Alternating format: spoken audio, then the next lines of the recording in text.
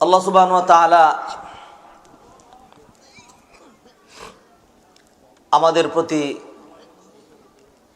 অনেক দয়া করেছেন। তিনি আমাদেরকে মুমিন, মুসলমান, সহি আকিদার ধারকবাহক, তাওহীদ বেদাত, চিন্তা করার মেন্টালিটি, শিরক, খুরাফাত, ভ্রষ্টতা, ভণ্ডামি ইত্যাদি বুঝার মানসিকতা, হক, সহি আকিদা, তাওহীদ, কোরআন, সহি সুন্নাহ অনুসরণ করার অপরিহার্যতা, এগুলো বুঝার তৌফিক এনায়েত করেছেন। সবাই বলি আলহামদুলিল্লাহ।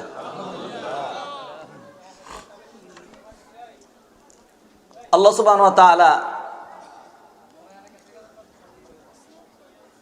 এই পুরো দুনিয়াতে আল্লাহ সুবহানাহু ওয়া তাআলা আমাদের জন্য অসংখ্য নিয়ামত তিনি সৃষ্টি করেছেন। দুনিয়ার যা নিয়ামত তার বাহিরে আমাদের প্রত্যেকের শরীরে লেগ টু হেড এর মধ্যে যে নিয়ামতগুলো রয়েছে এগুলো অসংখ্য, লক্ষ লক্ষ, কোটি কোটি। পুরা দুনিয়া বিক্রি করে একটা শরীরের ভিতরে যে নিয়ামতগুলো আছে এর দুই একটা নিয়ামত এর বিনিময় অথবা এর মূল্যায়ন করা, এর ভ্যালু দেওয়া দুনিয়ার মানুষের পক্ষে সম্ভব, ঠিক না? আল্লাহ সুবহানাহু ওয়া তাআলা পৃথিবীতে যত নিয়ামত দিয়েছেন সবগুলো তিনি আমাদের কল্যাণে সৃষ্টি করেছেন। সূরা বাকারার মধ্যে প্রথম পারার 4 নম্বর পৃষ্ঠায় আল্লাহ সুবহানাহু ওয়া তাআলা আয়াত নাম্বার 29 সেখানে ইরশাদ করছেন, হুয়াল্লাযী খালাকা লাকুম মা ফিল আরদি জামিআ। আল্লাহ সুবহানাহু ওয়া তাআলা এই পৃথিবীতে, এই ধরাধামে যা কিছু আছে সব তোমাদের কল্যাণে সৃষ্টি করেছেন। সুবহানাল্লাহ বলি।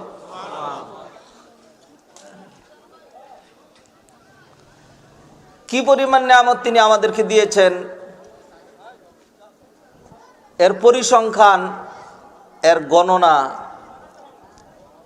কাউন্ট করা, হিসাব করে বের করা এটা দুনিয়ার মানুষের পক্ষে, আমার পক্ষে, আপনার পক্ষে, কারো পক্ষেই এই নিয়ামতগুলো গণনা করে শেষ করা সম্ভব নয়।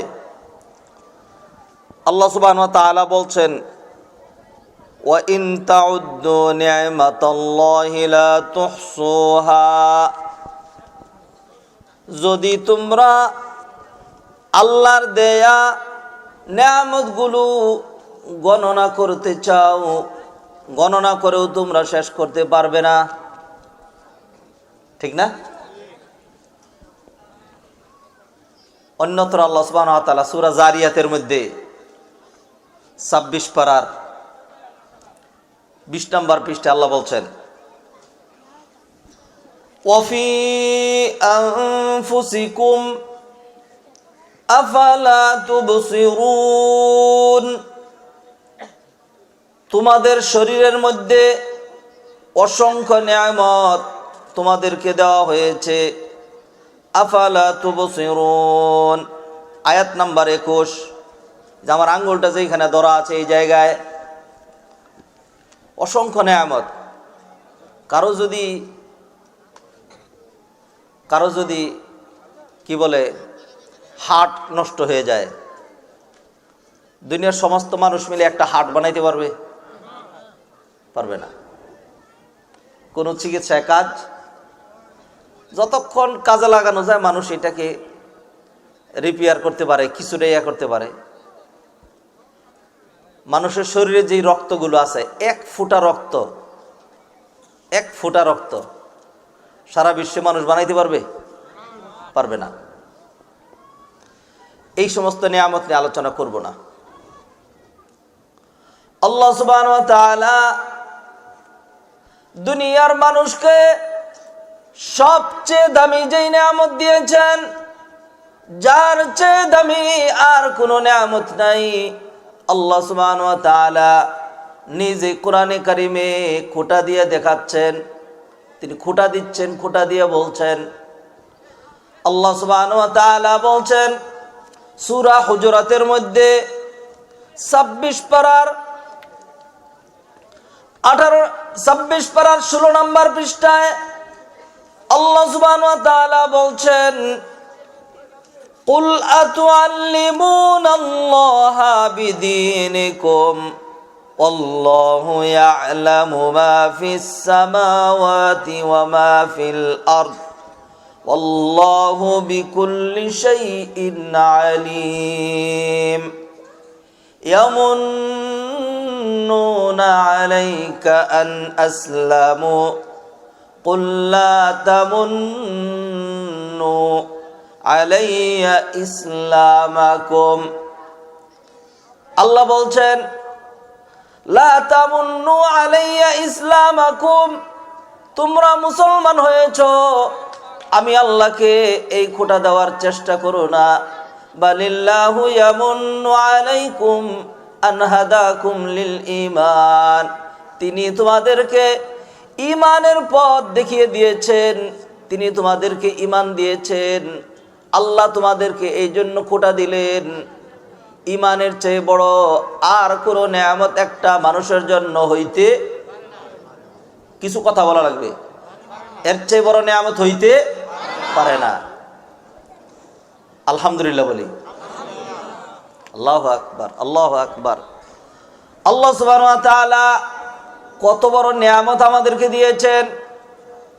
চেষ্টা সাধনা করি নাই, পড়াশোনা করি নাই, গবেষণা করি নাই, হিজরত করি নাই, বাড়ি গাড়ি ছাড়ি নাই, আত্মীয় স্বজন ত্যাগ করি নাই, পরীক্ষার সম্মুখীন হতে হয় নাই, জুলুম নির্যাতনের সম্মুখীন হতে হয় নাই।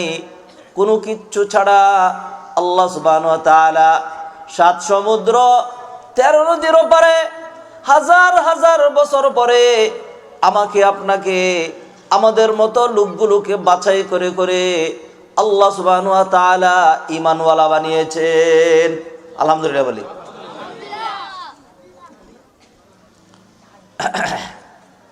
দুনিয়াতে আল্লাহ সুবহানাহু ওয়া তাআলা লক্ষ লক্ষ নবী রাসূল পাঠিয়েছেন, ঠিক না?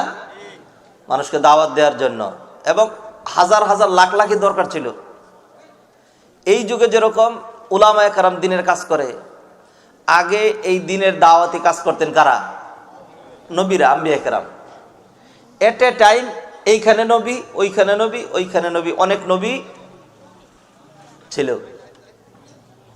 এখন যেরকম বাইতুল মুকাররমে একজন খতিব, তারপর হলো সুবহানবাগে আরেকজন খতিব, উত্তরায় আরেকজন খতিব, অমুক মাদ্রাসায় একজন প্রিন্সিপাল, অমুক মাদ্রাসায় আরেকজন। ঠিক আগেকার যুগে এরকম ছিল। মাদার থেকে একজন নবী, উদাহরণস্বরূপ গুলশানে আরেকজন নবী, ময়মনসিংহে একজন নবী, টাঙ্গাইলে আরেকজন নবী।